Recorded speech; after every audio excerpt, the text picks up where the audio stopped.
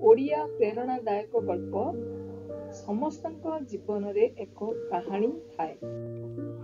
Train झरकारु बाहर को देखी जड़े 24 वर्षीय पुओ चित्कार कले, बापा देख गछ गुड़िक पछकू चली जाउछंती। बापा हसिले।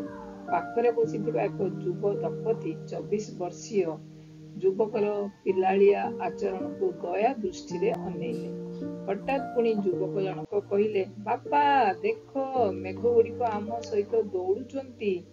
बापा पुणी हसिले।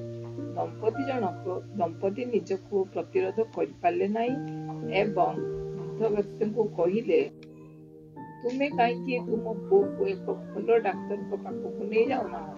वृद्ध व्यक्ति हसी हसी कहले, मु नहीं आमे हॉस्पिटल रु आसुछु। मो पुओ जन्मरु अंध थिला, से आज तार आखि पाइछि, प्रथम करी सब देखि पारुछि। दंपति लज्जित हेले। पृथ्वी रे प्रत्येक व्यक्तिंकर एक कहानी अछि। प्रकृत तथ्य जानिबा पूर्वरु लोकमानंकु विचार करो नाही, सत्य आपनकु आश्चर्य करि पारे।